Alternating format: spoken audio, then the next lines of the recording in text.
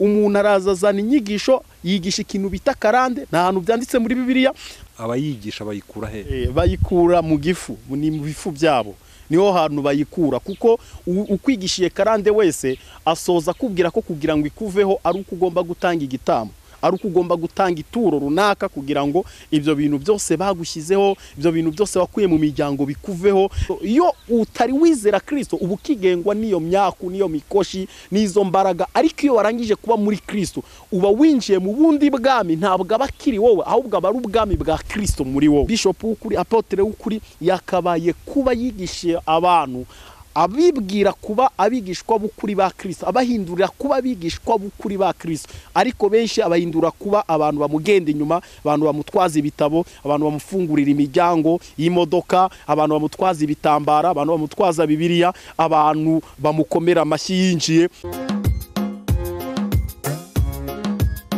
Nongeye kubashimira abakunzi bacu b'Isezerano TV, bashimire kuko nimwe mu dutera imbaraga zo gukora ibi biganiro. Kuri kamera rero uyu munsi hari umukozi w'Imana twasuye, hari abamuzi ariko hari n'abatamuzi, reka abanze abasuhuze ubundi anabibwira. Murakoze cyane, nitwa Musafiri Theogene, ndi umupasiteri, mfite ministeri yitwa Ukuri Ministry. Imana iduhana umugisha. Twishimiye kukwakira ku Isezerano TV. Murakoze cyane, nanjye ndabishimiye, kandi Isezerano TV muhabwa umugisha n'Imana kuba muba mwadutekerejeho. Hari abandi bakozi b'Imana benshi, ariko kuba muba mwatanze umwanya wanyu mukaza kudusura, ibyo turabibashimiye cyane. Imana ibahe umugisha. Wenda nkitangiye ikiganiro reka manze nibutse abadukurikiye ku Isezerano TV ko Pastor Musafiri afite na channel ajya nyuza inyigisho yitwa Ukuri Kweruye TV. Mwajyaho mugasura rwose, agira inyigisho zigize zikomeye kandi zishobora gukomeza imitima y'abantu. Hari nacyo kiba cyatumye dutekereza kuza kumusaba, kuko hariho inyigisho ziba, reka mvuge ngo zitandukanye cyane n'iz'abandi. Muri iki gihe usanga ubutumwa bwo gushyekenga, ntekeza ko ari byo. Imisaro ubutumwa bwo gushyekenga ni inyigisho za prosperity. Ibi bintu nayigeze mbivuga no kuri Isezerano TV, mvuga uburyo ki abantu benshi bakorera Illuminati mu buryo batazi. Ni ubutumwa rero sanga, ni ubutumwa bukurura imitima y'abantu, bubakururira isi, bubereka ko ibintu byose bizagenda neza, hanyuma bakabigisha kwizera kutari ko Yesu yavuze. So ni ibintu bigwiriye cyane. Hanyuma niyo mpamvu twatekereje kuvuga ngo reka dukore channel yitwa Ukuri Kweruye, tuvugira mu kuri kose, ibinyoma byose turabisenya. Ntabwo twegamiye ku idini runaka cyangwa ku muntu runaka, oya, nta nubwo dushyigikira ibintu runaka. Amafuti tuvuga ko ari amafuti, umweru tuwita umweru, umukara tukawita umukara, nuko tumeze. Imana iduhana umugisha. Ubwo rero turi kumwe n'umupasiteri, reka abanze aturagize Imana. Murakoze cyane mudukurikiranye. Nakwinginga kugira ngo wubahe Imana, nge nawe tuyubahe, hanyuma dusenge Imana yacu. Mana Data wa twese wo mu ijuru, tugushimiye uyu mwanya mwiza uduhaye wo kugira ngo tugirane ibiganiro n'Isezerano TV. Mbere ya byose manje gusabira umugisha iyi TV Isezerano. Ni wowe wemeye kwibaho, kuko ari abagiye babigerageza ntibyakunda, ariko we wemera kwibaho. Ndakwinginze kugira ngo uyu umugisha abayikurikirana bose, ubaho umugisha abakurikiranye ikiganiro, ubaho umugisha kandi ubazamura, ubakure ku rwego rwo hasi ubashyire ku rwego rwo hejuru. Urakoze Mana kubyumvise, kuganira kwacu kubukwera mu izina rya Yesu, amen. Pastor, wenda dutangiye ikiganiro, wavuze ko hari ibintu abantu nyine muri iyi minsi bari gutanga inyigisho za prosperity gusa zo kwegereza abantu. Bituma hari inyigisho abantu bajya bakunda kwigisha, cyangwa se ibintu abantu bajya bakunda kuvuga byitwa karande. Karande we waba uzizi? Urebye kuva mu itangiriro kugera mu gitabo cy'ibyahishuwe, nta hantu namwe yanditse karande. Ibi rero ni ibintu erega narabivuze kenshi, ikinyoma cyose gitinze gihinduka ukuri, kuko kirageraho kigahitinga bikarangira cyahindutse ukuri. Rero kuva mu itangiriro kugera mu byahishuwe, nta hantu na hamwe handitse karande. Uzasanga hari amagambo abantu bakunda gukoresha, avuga ngo cyane cyane ngiyo bagiye gutura pasiteri agahagarara hari ngo ntabwo muzi ko ijambo ry'Imana rivuga ngo ntukaze imbere y'Imana imbokoboko. Iryo jambo nta hantu namwe warisoma, ariko ryahindutse ukuri. Abantu bose baravuga ntimukaze imbere y'Imana imbokoboko, waba nta n'ikintu ufite watura ugataha wicira urubanza ngo naje imbere y'Imana imbokoboko, ngo niko ijambo ry'Imana ribivuga. Nta jambo ry'Imana na rimwe ryigeze rivuga ko ngo kuza imbere y'Imana imbokoboko. Ibyo bintu nta hantu byanditse. Ese umukristo ntakwiye gutura? Erega gutura ubyemezwa n'umutima, ubyemezwa n'umutima. Niba uratura ariko ukabyemezwa n'umutima, ntabwo utura kugira ngo nyine ngo kubera ko byabaye itegeko, ntabwo Imana isahura, ntabwo Imana ifata abantu ku ngufu. Wowe n'umutima nama wawe, iyo ukwemeje gutura uratura, ariko utanatuye nta rubanza, kuko ntabwo Imana ivuga ko izajyana mu ijuru abantu batuye neza cyangwa batuye byinshi, ahubwo mu ijuru hazajyayo abantu bizeye Kristo. So rero ibyo ni ibintu abantu benshi bakwiye gutandukanya. Hanyuma ikibazo wenda ushobora guhita ko wumbaza kivuga ngo kwizera kutagira imirimo kuba gupfuye, ariko imirimo ivugwa ni iyihe? Ese imirimo ivugwa ni amaturo, ni ibiki? Hari imirimo myiza yo muri Kristo iboneka mu gitabo cya Matayo ibice 25 uhereye ku murongo wenda wa 35 kumanura kugera kuri za 40 na kangahe na rimwe.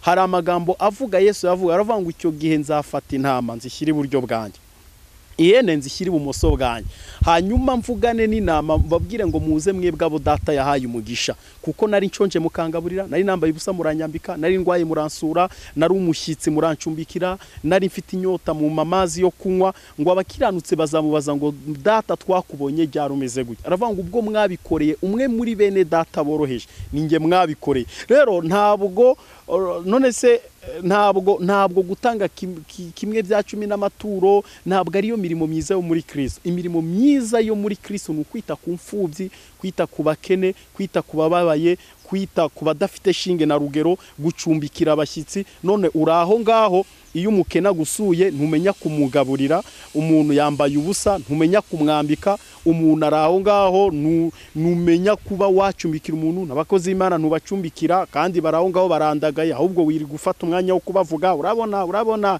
abantu nukwiba ngo bakorera Imana ariko barasaze ibiki n'ibiki. No, ahubwo yandi wakagombye kuba yawe mufashishamo, basi ngo unamucumbikire ijoro rimwe cyangwa se unamugaburira ijoro rimwe. Uyarayateruye yose uko yakabaye, uyajyane pasiteri wahaze ngo ukoreye Imana, ngo no, ntabwo iyo ariyo mirimo myiza yo muri Kristo. Ese icya 10 ntabwo cyanditse muri Bibiliya?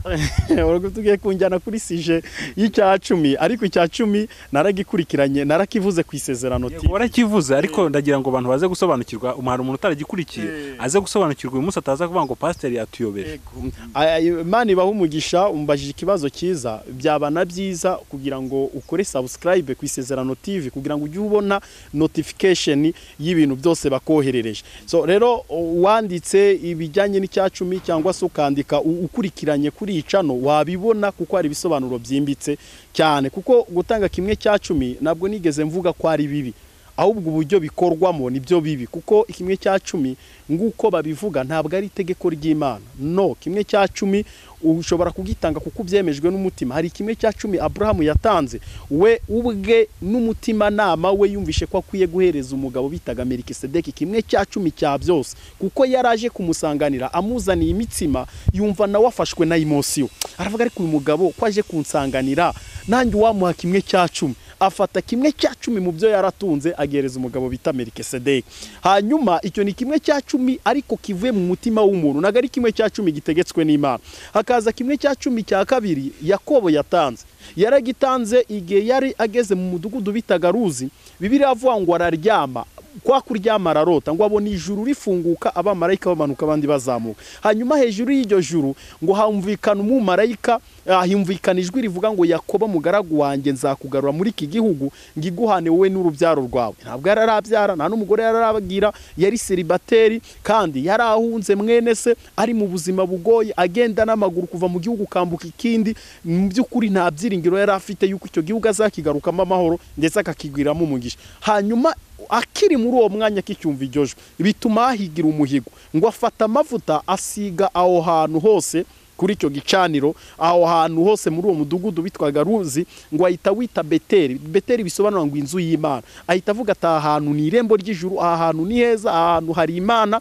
Ahita ahigira umuhigo aravuga ngo Mana nuramuka ungaruye muri iki gihugu amahoro, nkabona ngigarutse amahoro, ibyo uvuze ko ukabikora, nanjye nzajya nguhereza icyacumi bya byose mu byo nzaba nungutse. Iryo si itegeko ry'Imana, ni umuhigo nguko yabishaka, ariko kuvuga ati nzajya nguhereza 20% by'ibyo nungutse. Ibyo ni ibintu yaragize. Hanyuma tukaza ku bindi bimwe bya 10 byagiye bitegekwa abayisiraheli. Ibyo nabivuzeho kenshi cyane ukuntu byatangwaga rimwe mu myaka 3, kandi kimwe cya 10 cyatangwaga kigahabwa umutambyi, umurewi, imfubyi n'umupfakazi. Ariko icyo uyu munsi cyo umwe ubita Nuza ni ukikururira akiyita umurewi, kandi Lewi ntamuzi, Yakobo ntamuzi, Abrahamu ntamuzi, ni umunyarwanda uvuka hepfo hariya Inyakariro, ariko ugasanga yise ngo ndi umurewi wo kwande. Lewi ntakuzi. Abarewi baturukaga mu muryango wo kwa Lewi, ni umuyisiraheli uva kwa Lewi, ariko ugasanga ni ukikururira. Okay, reka tubyemere ko ari umurewi. None imfubyi n'abapfakazi bo bagihabwa ryari ko nabo bari bakemerewe n'umusuhuke w'umunyamahanga? Uvuga ngo umusuke w'umunyamahanga nuko bakoresheje ijambo umusuka, ariko ni ngumupagasi, nguko umupagasi yaturuka i Burundi umuntu akaza aje kwishakira ubuzima mu Rwanda, uwo nawe yemerewe kimwe cya 10. Ugomba gufata kimwe cya 10, yaba akijijwe yaba adakijijwe, kuko nago birivuga abakijijwe, ukagifata. Uyu mupagasi waje gushaka ubuzima, ugafata kimwe cya 10 rimwe mu myaka 3 mu byo wungutse, ukamushaka ukakimuhana n'imfubyi n'umupfakazi, ndetse ukakimuhana n'uwo wise umurewi.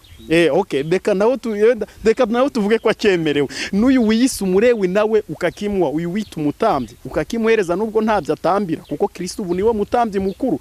Kuko urebye ubundi dukurikiranye neza, wasanga umuntu wese wamenye Kristo yemerewe kimwe cya 10, kuko Yesu yaduhinduriye kuba abami n'abatambyi. None umwe avamo we nyina akaba umutambyi urushije abandi ubwenge, kuko niko twabivuga, kuko avamo akaba umutambyi urushije abandi ubwenge, akumvisha abandi batambyi bagenzi be ko bagomba kukimuha, kuko iwe atakibaha. Nabo ni abatambyi, kuko umuntu wese wizeye Kristo, kuko Yesu nicyo yakoze, yaduhinduriye abami kuba abami n'abatambyi. Turi abatambyi twese, icya 10 twese turacyemerewe. Rero ntabwo cyemerewe umuntu ngo nuko afite titre ya apotre, ya bishop, ya profete, ya pasteri, yande no. Ibyo byose ni ikinyoma cyose kigenda gikirewe bitewe n'inyigisho zinda, kugira ngo abantu bikururire, kuko abantu ntago bahindurira abantu kuba bigishwa bukuri ba Kristo, ahubwo babahindurira kugira ngo babagaragu babo, ibyo babategetse byose babikore, babumvisha iterabwoba, ubutumwa bwa intimidation, kwentimida abantu, kubashyiramo iterabwoba, nutabikora uzavumwa wa muvumo n'ibindi. Ariko ntabwo ariko kuri. Imana iduhana umugisha. Ubwo rero wari ukidusobanura ko kuva mu itangiye kugeza mu byahishuwe nta hantu handitse karande. Abayigisha bakura, abayivuga cyangwa se abayigisha bayikura he? Bayikura mu gifu, ni mu bifu byabo, niho hantu bayikura. Kuko ukwigishiye karande wese asoza kubwira ko kugira ngo ikuveho ari uko ugomba gutanga igitambo, ari uko ugomba gutanga ituro runaka, kugira ngo ibyo bintu byose bagushyizeho, ibyo bintu byose wakuye mu miryango bikuveho. Ibyo byose, iyo karande, iyo nyigisho ya karande iva ku gifu, iva kunda. Ni inyigisho ya prosperite, ni inyigisho shuti we wakishijwe kera cyangwa wumvishe ubutumwa kera, uzumvirize neza. Ntabwo mvuga umuntu wayizanye yaje yadukanye yiturukanye muri Uganda, kuko wenda ntabwo ari na byiza kumansiyona amazina y'abantu, ariko umuntu yayizanye kuva mu mwaka wa 2013. Nibwo inyigisho za karande zatangiye kumvikana, siritungo mu gihugu cy'u Rwanda. Wenda handi ho zari zaratangiye mbere, ariko nibwo inyigisho zatangiye kumvikana mu gihugu cy'u Rwanda. Ni ukuvuga ngo kuva mu 2013 kumanura kugeza wenda kuri rimwe, kugeza kuri Yesu, uvuga ngo abantu bose bari bafite karande, ubu batangiye gusobanukirwa ko karande baguye kuzivanaho kuva mu 2013. Icyo ni ikinyoma, ni inyigisho zadukanwa n'umuntu. Umuntu arazazana inyigisho, yigisha ikintu bita karande, nta hantu byanditse muri Bibiliya, hanyuma agenda bihuza no mu gihe cya Abrahamu. Ubwira ati Abrahamu yari ingumba, kugira ngo abyare byaramugoye, ati kubera iyo mpamvu na muhungu we nawe niko byamugendekeye Isaka. Kandi koko niko biri. Erega Bibiliya ni inyanja ngari, umuntu ashobora kuyikoresha neza cyangwa nabi bitewe n'inyungu afite, kuko uzasanga hari abakobwa benshi bagiye batererwa inda muri Bibiliya.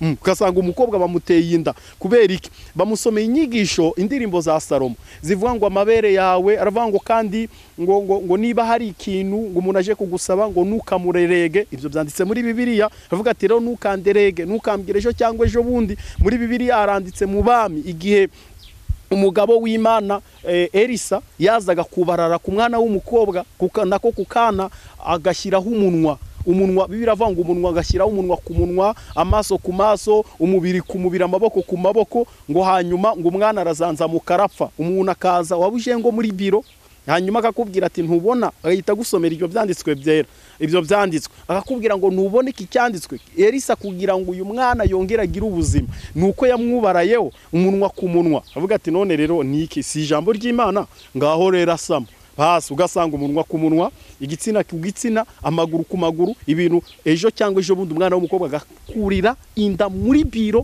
kandi byitwa ngo yaje gusenga. Bibiliya rero icyo gihe, Bibiliya si ukuvuga ko ari mbi, ariko uwayikoresheje yayikoresheje nabi. Rero Bibiliya ishobora gukoreshwa bitewe n'inyungu umuntu afite, so kugira ngo akize abantu cyangwa se kugira ngo abarohe. Rero iyo uyikoresheje neza ibyara umusaruro. Rero niba umuntu aje akagusomera ngo Abrahamu yari ingumba bitewe na karande, ati kandi kumenya ko karande ikurikirana, ati na Isaka nawe yamanje kuba ingumba kubera na karande, hanyuma kugira kubitewe na Yakobo nawe bigenda gutyo, bakakubarira abantu bagiye babingumba kandi biturutse kuri Abrahamu wari ufite karande, bakabikubarira bakakubwira Dawidi ko yari afite karande y'ubusambanyi, ati none n'umuhungu we Salomo nawe yarayifite, kandi kuko ibyo byose bakubwira n'ukuri. Yanyuma akakubwira ngo kugira ngo ikarande kuveho nuko watanga ibitambo runaka kugira ngo ibikarande bikuveho. So ibi bintu ni ikinyoma cyuzuye ubusa, kuko hari abantu bakoresha isezerano rya kera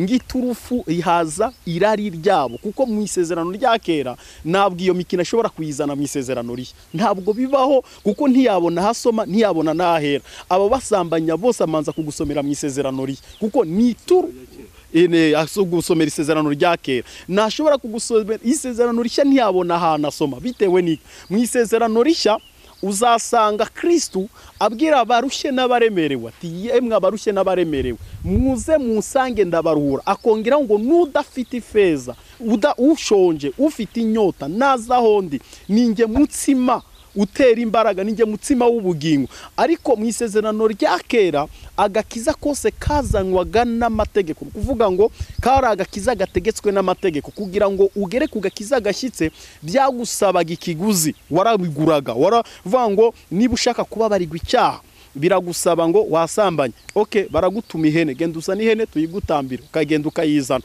Ntabwo byabaga bivuze ko ari igitambo gikuraho ibyaha wakoze n'ibyo uzakora. Oya, nuvuga ngo niba iyo hene uyizanye mu mwanya irari rikongera rikagafata ugasambana, nubundi byagusabaga kuzana indi hene. Niba nanone byari ibyo, kuvuga ngo kugira ngo ukizwe byagusabaga ikiguzi, kugira ushaka ihene zo kugira ngo wicungure, ushaka abana b'intama bo kugira ngo wicungure. Ariko ugusomera nubundi agusomera isezerano rya kera, agusomera isezerano ritegetswe n'ihene, ritegetswe n'intama, ritegetswe n'inka, ritegetswe n'ibitambo, bitegetswe amaturo n'ibindi byose bigusaba ikiguzi zana.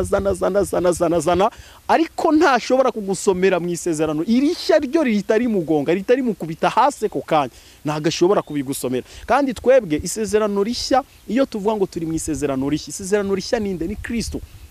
Irya kera riba risa naho ritakaje garanti, kuko irya kera ni igicucu cy'ibyirishya ryagombaga kubamo. Kuko urugero ari wenda indi topic tuzavugaho ivuga ku isabato.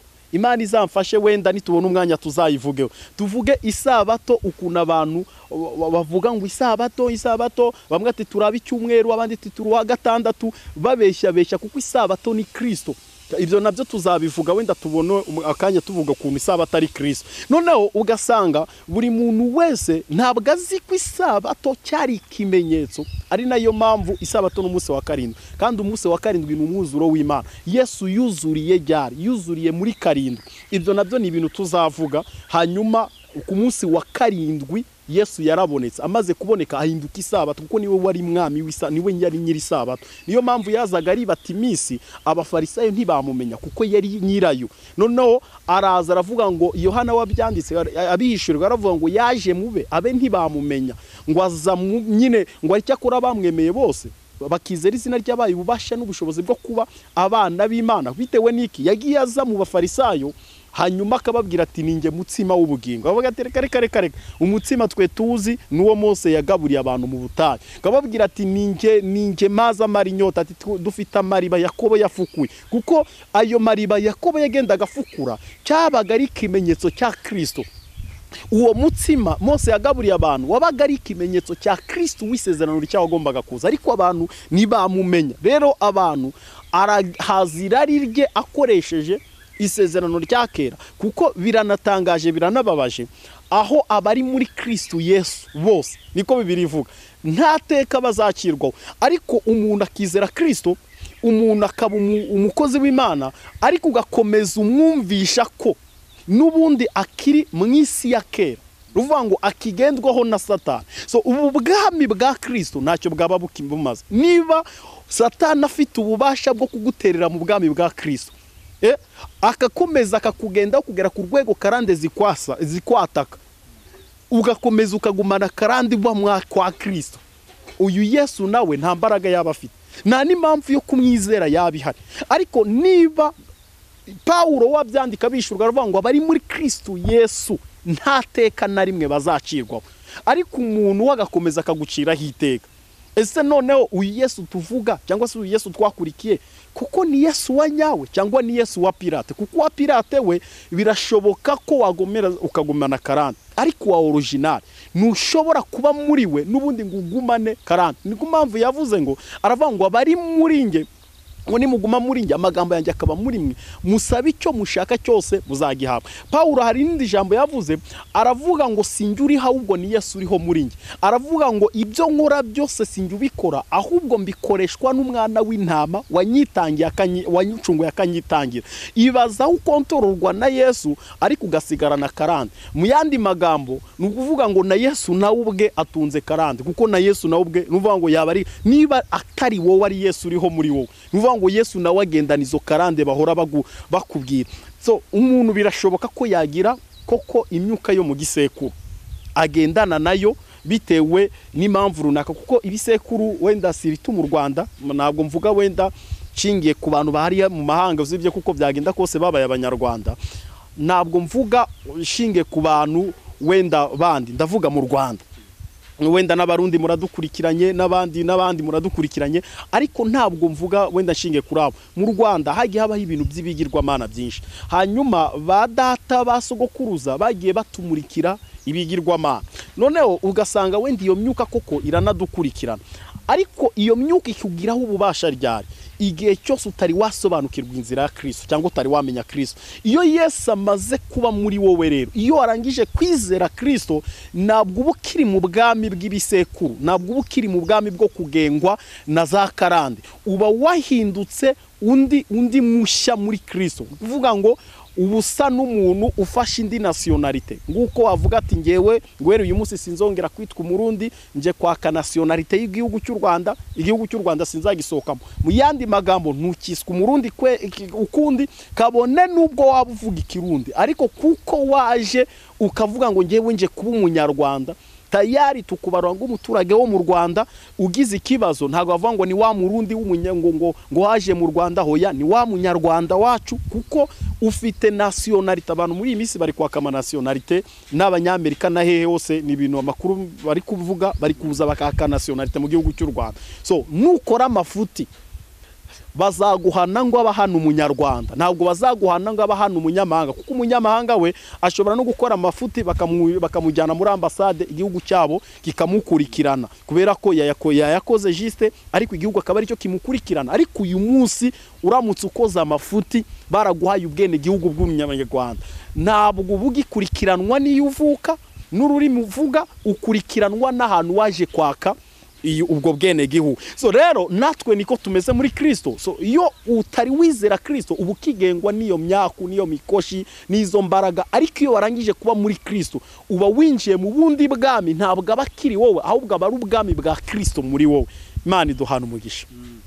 Hari abantu wenda tujya tubona ugasanga nko mu muryango wenda tubari nk'umuryango urimo abakobwa benshi, ugasanga niba umukobwa mbere amuteye inda, wa kabiri bayimuteye, wa gatatu bayimuteye, ugasashituka abakobwa so mu muryango bose babyariye iwabo. Iyo ntago ari karande. Navuze ngo turagendera selon la Bible, kandi nakubwiye ngo ikinyoma cyose gitinze gihinduka ukuri. Hari utuntu twishe bakunda kuvuga na n'ubu barabivuga, bavuga ngo Yesu ni se w'imfubyi, ngo akaba ngo umugabo w'abapfakazi. Ibi umuntu wese yaba senga yaba dasenga yaba bishop yaba apotre yaba profete, umubajije ngo Yesu ni se w'imfubyi ahita akubwira ngo ni kandi akaba umugabo w'abapfakazi. Muri Bibiliya handitse ko ari se w'imfubyi, ariko nta namwe handitse ko ari umugabo w'abapfakazi. Bibiliya avuga ngo ni se w'imfubyi akaba umucamanza w'ukuri urenganura abapfakazi. Ariko abapfakazi bose usanga nyira ari akantu bagize iturufu, Yesu niwe mugabo wacu, Yesu niwe mugabo. No, Yesu azaza kurongora itorero, ntabwo azaza kurongora abapfakazi. Yesu azaza kurongora itorero, azashyingiranwa n'itorero kuri wa muzi, nibwo azaza akamurikira itorero imbere yase. Twese tuzaba turi abageni, Kristo ari we mukwe. Icyo gihe nicyo gihe azaza kurongorera itorero. Ntabwo yigeze avuga ko ari umugabo w'abapfakazi, cyakora ni se w'imfubyi. Rero ako ni akanyoma, ubwo ni urugero rwa hafi nari nguhaye. Ni ikinyoma cyatinze, ariko nyine abantu bose bagize ngo ukuri, kuko wamenya umuntu wakreye ako kantu kavuga ngo ni umugabo w'abapfakazi. No, kuko bose umuntu wese ahita akubwira ngo ijambo ry'Imana niko ribivuga, ariko wamubaza ngo byanditse ntiyahakwereka. Ariko kuko ari akantu kayitinze, uwari we wese abakavuga Yesu ni se w'imfubyi, Yesu ni umugabo w'abapfakazi, Yesu ni se w'imfubyi, Yesu ni umugabo w'abapfakazi. Biratinda bikagera ku rwego byose byahindutse ukuri, ariko ni ikinyoma cyambaye ubusa. Ntabwo Yesu ari umugabo w'abapfakazi. Rero kuba abakobwa bose muri iyo nzu barabateye amada, tugende selon la Bible. Bibiliya ivuga ko ari karande? No, nta hantu namwe byanditse. Imyitwarire, kuko ari n'ibintu bituruka higiyo mu gisekuru.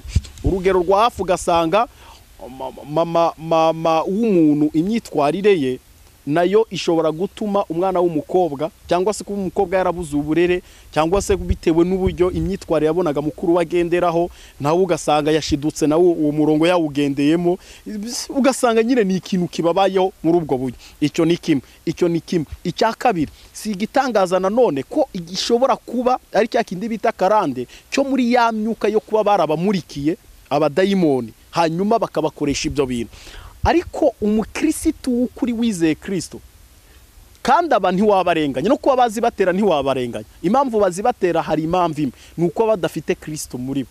So uyu Kristo baramutse bamutunze muri bo, ntabwo uyu mwuka bita karande ntabwo akabaye kuba bakurikirana. Ariko impamvu bakurikirana, iyo myuka yo mu miryango ibakurikirana n'ibitirira ngo ni za karande bibakurikirana, nuko nyine nta Yesu baratunga muri bo. Ariko Yesu wa vrai, kuko ari na Yesu ri pirate abantu benshi bavuga, kuko Yesu abantu benshi bahamya simamya ko ari uwa vrai, kuko Yesu bahamya benshi muri kigeni Yesu bakururira ibigaragara ibifatika, ni Yesu winda. Ariko Yesu w'ukuri wabambwa kazuka, nta nubwo ari w'abantu bigisha abantu, kuko umukristo w'ukuri, pastor w'ukuri, bishop w'ukuri, apotre w'ukuri yakabaye kuba yigisha abantu, abibwira kuba abigishwa b'ukuri ba Kristo, abahindurira kuba abigishwa b'ukuri ba Kristo. Ariko benshi abahindura kuba abantu bamugenda inyuma, abantu bamutwaza ibitabo, abantu bamufungurira imiryango y'imodoka, abantu bamutwaza ibitambara, abantu bamutwaza Bibiliya, abantu bamukomera amashyi yinjiye.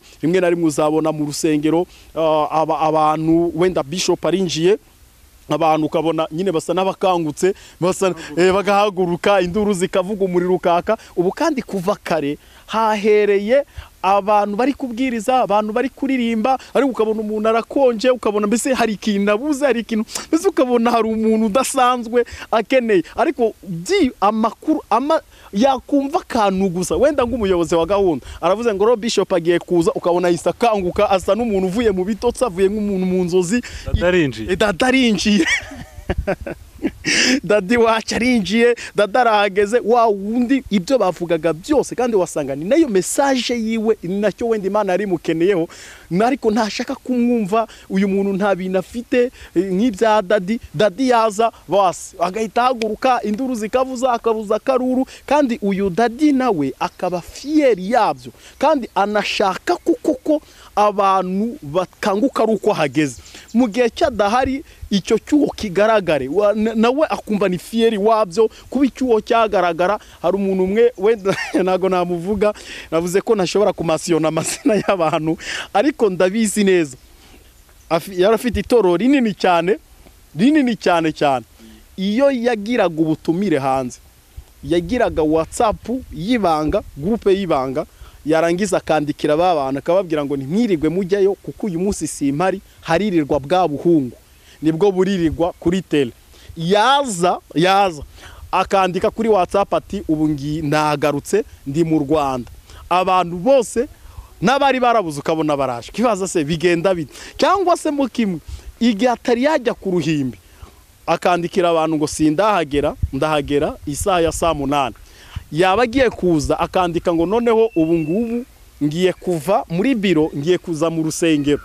Wajya kubona ukabona abantu wari wabuze bose binjiriye rimwe, ukibaza biba byagenze gute? Naho kumbi itorero ararigendana kuri WhatsApp, iyo ari aba bantu be ntashaka ko nyine bwa buhungu bwimenyereza abo bantu, niwe wenyine niwe ugomba kubabwira, kandi niwe bagomba kwemera ko Imana ivugira mu n'undi muntu. So rero icyo ni ikintu gihari, abantu benshi babikururira ahubwira karande zarakwishe kuko akubwira ibintu, erega kukurondora ntabwo bisaba kuvuga indimi ndazivuga. Indimi nicyo kintu Imana yangabiye, mfite imyaka 7 navuga indimi ndazisubiramo, ntasubiramo na rumwe, kandi ni Imana yangabiye imereza impano y'ubuhanuzi, kuvuga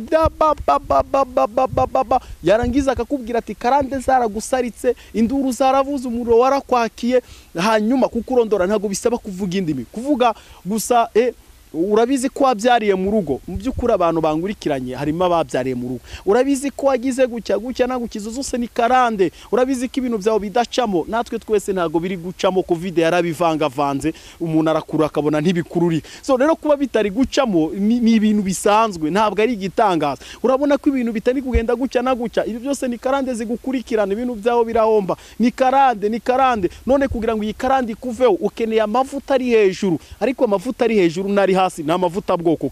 Umuntu wese wizeye Kristo Yesu, hari ibimenyetso yavuze bisagendana n'abizera. Iyo warangije kwizera Kristo, hari ibimenyetso nuko wirukana abadayimoni mu izina rya Yesu. Ngewe ntangira kwirukana abadayimoni mu izina rya Yesu, nabwo iyo mpano nari nyizimo, ariko bigeze bazana umusazi yararwanaga. Icyo gihe muri nge numva ngize ikintu kifuwe, numva nibutsa ya magambo avuga ngo tuzirukana abadayimoni mu izina rya Yesu. Ndavuga ariko ni gute ubundi abadayimoni bashobora kuza, abitwa abakozi b'Imana bose bakiruka? Numva mpagaze mu butware bw'ijuru, ndavuga ngo mu izina rya Yesu Kristo wamamagaye. Ubundi ngewe ukuntu bari baratwigishije ko impano yo kwirukana abadayimoni ari impano ikuzaho, yuko tudakwiye kujya tubiteza kugira ngo batazatwica nabi.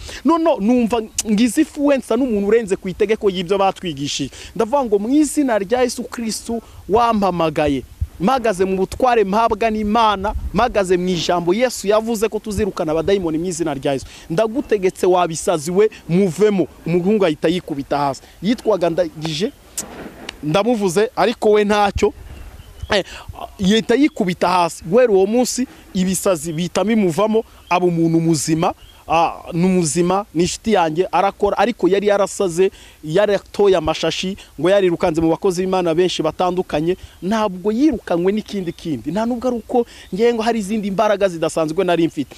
Kwizera Kristo, iyo uhagaze mu butware Kristo yavuganye nawe ukamumizi neza kumwizeye, hagarara mu buntu wahawe n'Imana. Ni ukuri nta kintu na kimwe utakora ngo cyemere. Wahagarika abadayimoni mu izina rya Yesu bagahunga, wakubita imyuka mibi kirukanga. Ntabwo ari ngo hari umuntu ufite amavuta ari hejuru, ngo ninjye Imana yahamagaye ngo ufite amavuta ari hejuru, ngo ushobora ngo kwirukana ngo imyuka mibi, ngo ushobora kwirukana za karande zikagenda, ngo ibiki ngo zarakuzengereje, hanyuma koko ukabyumva. Social media nazo ni nziza, wamara kubyumva ati uyu muntu koko karande arazirukana, ukimuhamagara kubira ngo kugira karande zigende, nuko ugomba gutanga ibi nibi kubera ko byagenze gutya na gutya, nawe ugomba gukora gutya na gutya kugira ngo ibintu bigende gutya na gutya. Nta karande ufite, aho ikintu utaramenya ni kimwe, ni ukwisobanukirwa no kwizera Kristo by'ukuri. Iyo wamaze kwizera Kristo ubuhindutse icyaremwe gishya, ibyakera byose, ibyo wabayemo, ibyo kuba warabyariye mu rugo, ibyo kuba ibintu byaragiye bigucanga, ibyo kuba warirukansweho n'imyuka mibi, ibyo igutura hasi bigira gute, iyo umaze kumenya Kristo w'ukuri wa vrai, byose biba birangiye.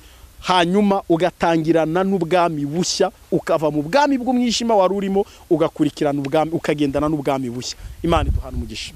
Hari abavuga ko iyo umuntu akijijwe akajya mu rusengero, ariko akijijwe ari umukene, akakomeza akicara mu rusengero ari umukene, nayo ubwayo ari karande. Reka buriya hari ikintu kimwe nshaka kugira ngo mbwire abantu badukurikiranye. Iyo ukijijwe uri umukene, umuntu ashobora kuba umukene ariko ibintu byose agerageza ukabona pe ntago bikunda. Ntabwo ari we wenyine gusa byanze. Umugabo bita Abraham Lincoln yabaye perezida wa 16 wa Amerika, yabaye umukene, nta kintu na kimwe ku isi yigeze akora ngo kimuhire. Ibintu byose yakoraga byarangaga. Hamwe yagenda kwaka akazi muri restaurant, abantu wenda ni 18 bagafata 17 bakavuga ko atagakwiriye. Hamwe niyo babaga bakamuhaye bose barabahembaga we ntibamuhembe. Yakoze ibintu byinshi bitandukanye. Iyo yajyaga ku ishuri kwaka ishuri, abandi bose babahaga ibigo, ariko we hakaboneka impamvu ituma batamuha ikigo. Yaracuruje, abandi abo baturanye bose bakunguka, ariko we abakiriye ntibaza. Yakoze ibintu byinshi. Ntabwo ngiye kuvuga ibya Abraham Lincoln, ni amateka maremare. Ugende ushake amateka ya Abraham Lincoln barayaguhereza, bavuga ko ari we munyamunyaku wabayeho ku isi. Yagerageje ibintu byose bishoboka. Yigeze avuga ati kama mbaye ajya kwiyamamariza kuba sena, ibaze kuva ubusenateri, nono ibaze kuva hasi aho kavuga ati ngiye kujya kwiyamamariza kuba sena sha. Yagiye kwiyamamaza agira amajwi 4 yonyine, ariko ntiyacika intege. Avuga ko ari ahantu yigeze depoza inshuro 385, ariko umuntu aradepoza rimwe kabiri gatatu akabivamo ngo Imana yanyimye akazi. Umuntu aragira gutapu Imana yanyimye akazi, ubwo ni za karande zingendagenda. Inshuro 380 zose depoza ibintu byanga, adepoza ibintu byanga. Noneho agera ku rwego za senarazi yamamariza ng'inshuro zingahe, agira amajwi 4, agira 2, noneho bwa nyuma aravuga ngiye kujya kwiyamamariza kuba perezida. Ibaze nawe, aragenda yiyamamariza kuba perezida. Inshuro imwe bahise bamutora aba perezida wa 16 wa Amerika. We ntabyo kuvuga ngo ashitanze kandidatire yongeye asubijemo, nta kintu na kimwe yigeze akora mu buzima ngo kimuhire, ariko yiyamamarije kuba nicyo kintu cyamuhiriye mu buzima bwe. Nicyo kintu cyamuhiriye mu buzima bwe, ako kanya direct bihita bimuhira. Icyo nshatse kuvuga ni ikireba mu buzima, twese nta muntu uragera aho yifuza kugera, ariko ari undi mugabo wigeze aravuga ngo pfugerageza ibintu byose bipfu bigerageza. Nawe ugiye kuvuga amateka y'ibintu by'ibyamamare ba Bill Gates, amateka ye nawe ni menshi. Iwabo ise yari abantu bita ba Lecutile de Bois, abatemyi bibiti, ari umutindi. Ni ngabo wavuga bo mu cyiciro cya nyuma mu gihugu cy'u Rwanda, bahanya banyuma, ariko areba ubuzima avukiyemo. Aravuga ngo nubwo turi abakene banyuma, ariko ngewe Bill Gates sinzapfa ndumukene. Simpamya ko Bill Gates yizera Kristo, wenda aranamwizera nta wamenya, ariko simpamya ko amwizera, ariko ni ibintu yaharaniye abigeraho. So rero gukira no kuba umutunzi no kubiki babitandukanye n'ibi bintu bya Kristo. Kristo yita ku bugingo kurusha ibyo umuntu atunze, kurusha uko watunga amamodoka, kurusha uko watunga inzu nziza, kurusha ko watunga ibindi bintu ibyo ari byo byose, kuko ubugingo buzima nibwo buzabona Kristo, nibwo buzabona ubwami bw'Imana.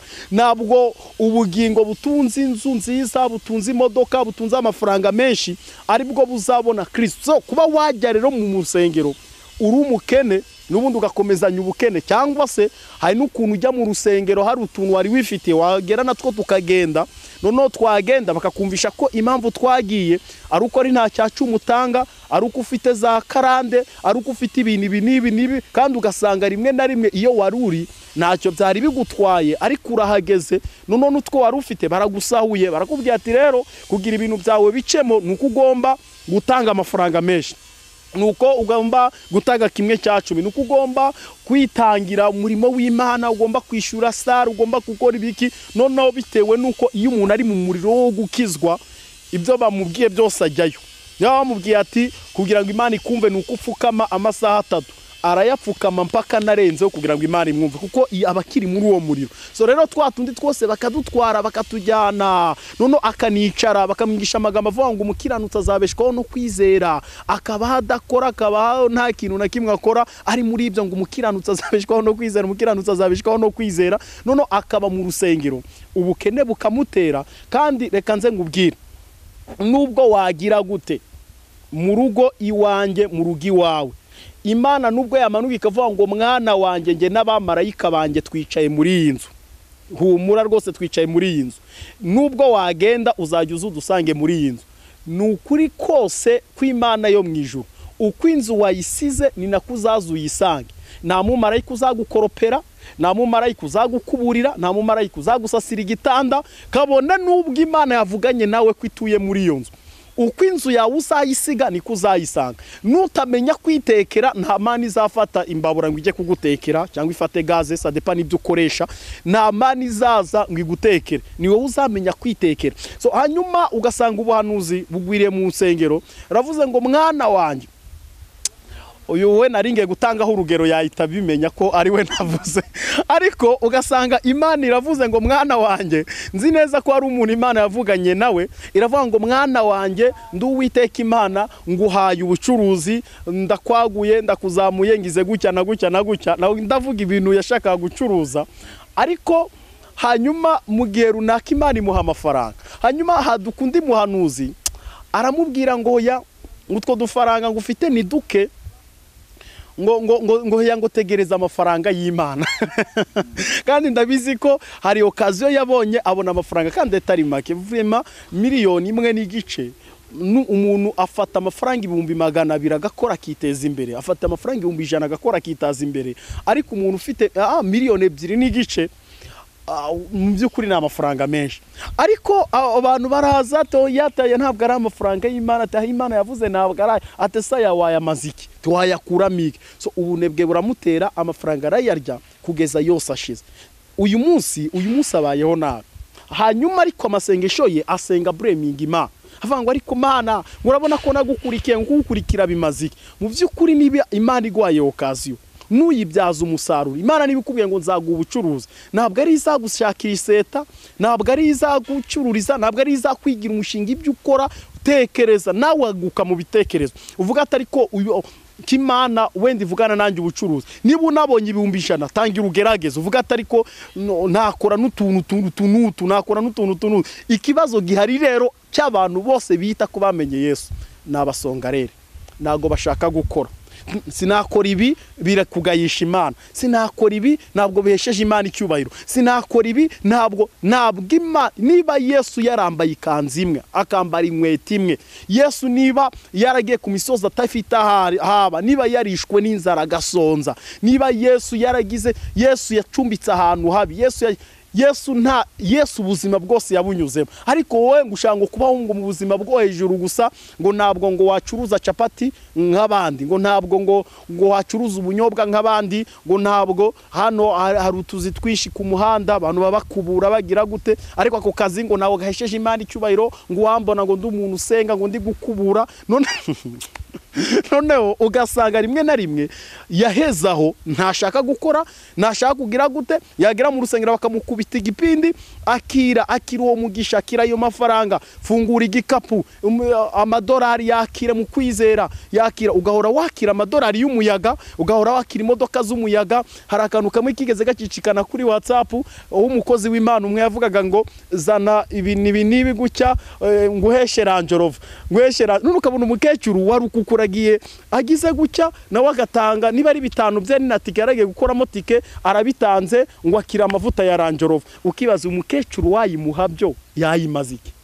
Yayimazi imyaka ye ntinamwemera no gutwara iyo Range Rover nyine, ariko kuko nyine ni igipindi ngwino ngo amavuta ya Range Rover, none agapfa no kugendera muri icyo cyuka, ntiyumvishiye n'ibyari byo, agapfa gukuramo tereka nze njye gutanga, wenda bangirira neza. None wenda rimwe na rimwe ari no kuvuga Range Rover kumva wenda ni rubanga imbante bavuze avuga ati wenda arangoraho niki cyaro impande kigende, arangoraho wenda ugasanga nawe ubwe ntazi n'ibyo bavuze ibyari byo, ariko bitewe no kugendera muri cyuka kiraho cy'urusaku rwishi cyane, aka reka mfe gushyiramo basi wenda Imana irambona, mujugunye ubukene bwana, mujugunye ubukene bwanyu hano, mujugunye ibiki byanyu hano, mbahesha amavuta yo gukira. Abakize ni bangahe? No, ibyo byose ni ibintu idini rigenda rikreya mu rwego rwo guhaza inda ibifu byabo. Yego, none ugasanga bahejeje abantu mu rusengero n'utwo bafite bakorura batubahereza, hanyuma ugasanga umuntu afite nk'igishoro wenda cy'ibihumbi nka 20, n'urugero afite nk'igishoro cy'ibihumbi 20, yirirwa azenguruka mu muhanda, polisi yirirwa azengurukana nazo, n'umuzunguzayi bahora bamufashe bagize gute, kandi ubwo afite ibihumbi 20 gusa byonyine imbere n'inyuma. Ibihumbi 20 agomba kwishyuramo umwana ishuri, ibihumbi 20 ari kubicungiraho kugira ngo yunguke 2 arebe ko yazishyura inzu, ibihumbi 20 akeneye kwambaramo, akeneye kugira gute, mu bihumbi ndabizi neza ari abantu babayeho muri ubu buzima adafite n'igishoro cy'ibihumbi 10. Ngewe rwose ari umuntu nigeze mbana nawe nanjye ndi mu buzima bubi, asenga Imana avuga ngo wampa 5 mwese nabagaburira, ariko twese nta wari ubifite ngo abimuhereze koko twese atugaburira. Ndabyibuka icyo gihe sinzi ahantu nashuguritse 3, nukuri ko Imana yadutunze icyumweru cyose 3 agenda, kandi twese turya tugahaga neza, akagenda yari umumama, akagenda gakora gacyura 5 bitatu ibindi 3, uvuga ngo yarangiye ari uko polisi imufashe. Urumva rero hari umuntu uriho ushugurika ufite intuza igishoro cy'ibyo bihumbi bya 20, kandi akabagerageza kugira ngo umwana we yiga, akabagerageza kugira ngo yishyure inzu, akabagerageza, ariko akaba nasenga, yagera mu rusengero ejo cyangwa ejo bundi wenda polisi yaba yanamufashe n'ibyo bintu byagiye, bakamubwira ngo impamvu ngo nuko atatanze 1/10, cyangwa se akaba wenda nizo polisi zitanamufashe azunguza agira gute, ahubwo bakamwigisha yuko akwiye gutanga 1 cyangwa se impamvu ahera ahantu hamwe adatera imbere, atagera ku by'abandi bagezeho, nta gishoro afite, bifite 20 gusa, nta nuzu uko abayeho, nuko gusa bumva ngo aracuruza, ariko bakamubwira ngo nkawe uracuruza, none impamvu udatera imbere, impamvu utagera ku by'abandi bagezeho, nuko udatanga 1/10, nuko amaturo ntayo utanga, ntago tuzi imisanzu yawe, ntago y'abandi bakozi biwe ntubikora, ukwiye kujya ukora, ukwiye kujya ugira gute. None ugasanga bya bihumbi 20 nakuramo 2, urabizi ko amateraniro bayakora, baragerageza bakayakreya ya buri munsi, ibiterane bidashira by'iminsi 40, kandi buri munsi basaba 1/10 n'amaturo. None ibaze kwa mbere iminsi 40 ukayamara utanga bya 2, ubwabyo iminsi 10 igishoro cyose kiba kirangiye, ariko ugakomeza wentimida bamwetimida ngo impamvu adatera imbere nuko nta cyakimye n'amaturo. Uru rusengero rwinjiza miliyoni 2, 3, nta nubwo bafasha uyu muntu ufite akagashoro gake, basi ngo bamuremere igishoro, bavuga ati uyu muntu abashije kwibeshaho mu bihumbi 20, wabifata ibihumbi 20 akabikuba 3 cyangwa akabikuba 5, umuntu akamukubita ibihumbi 100, nukuri uyu muntu yakora. Niba unashaka no kumwaka ibyo bimwe bya 10 bimwaka, ariko muyo wamuhaye basi muremera icyo gishoro, ujye umwaka 1/10, naho mvuga ati ni wowe wirangayeho, twarakuremeye uba fake bimwe bikigucya, ariko mwake mu byo wamuhaye. None uramwaka mu byo nawe ubwa dafite, arimo aracungana umwana wanjye azajya ku ishuri gute ejo bundi bagiye gufungura arimo aracungana noneho nyirinzara ansohora mu nzu noneho nanagera mu rusengero azi ngo ni hanagiye kuruhukira ayisahura na stress ya kimwe mu icumi niyo mpamvu mwavumwe noneho umuntu oriye kugira ngo aruhukire mu rusengero ataha n'undi mutwaro wo kumva atahanye umuvumo yo kuba adatanga kimwe cya 10 n'amaturo Yesu aravuze ngo abarushye n'abaremero muze musange none oriye yo kuruhukira hahandi ahubwo naharaharuhi uko nagaruka uri ku butumwa bwiza oya reka nshimire umuntu wese warudukurikiye ariko by'umwihariko ngushimira Pastor Musafiri kuko wemeye kutwakira ukaduha ikiganiro cyari cyiza cyane nibutsa abari badukurikiye ko bagomba gukurikirana channel yawe yitwa Ukuri Kweruye TV. Amen. Murakoze cyane nanjye ndabashimiye Isezerano TV hanyuma nanone nibutsa bari bangurikiranye kuko nivuza ariko nivuga igice ndi umugabo ndubatse mfite umugore n'abana batatu ari abantu hano ati oya ndi umugabo ndubatse mfite umugore ndetse n'abana batatu Imana iduhana umugisha kandi ndabashimiye cyane nabo mwagize ubwitange no kuza kundeba kuba mwantekerejeho kugira ngo tuganire Imana ibabahera umugisha kandi nukuri Isezerano TV ibiganiro byanyu nanjye ndabikurikirana cyane siritu sukuva ko ari ngewe wikurikirana hoya ahubwo nabandi bakozi b'Imana batambuka ndabakurikirana mu byukuri ubona ko ari ahantu hasigaye ukuri birashoboka wenda ko umuntu aradukurikiranye aratari yakora subscribe nukuri ndagushishikariza ntabwo ari ukubigukundisha bya bindi bya business bamwe bavuga ngo ni business oya ndabigushishikariza kubikora kugira ngo ujye ubona notification kuko hano hatambuka ibintu by'ukuri by'ubugingo kandi bishobora kugufasha kugira ngo ugere kure Imana iguha umugisha woge kubikora nawe wabikoze Imana iguha umugisha namwe Isezerano ndabashimiye Imana ibaha umugisha kandi ibaha umugisha ufite izina amen. Kadusoze ikiganiro cyacu n'isengesho n'ubundi dusengera.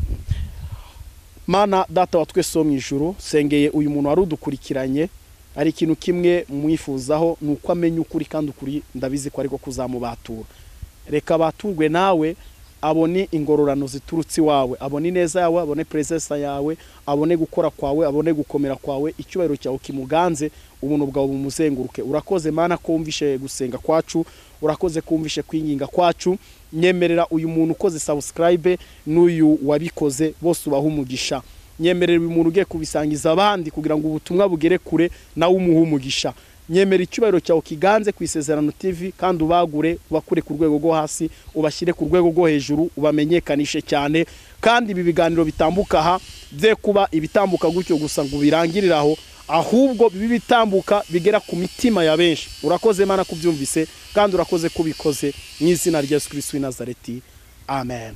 Urakoze.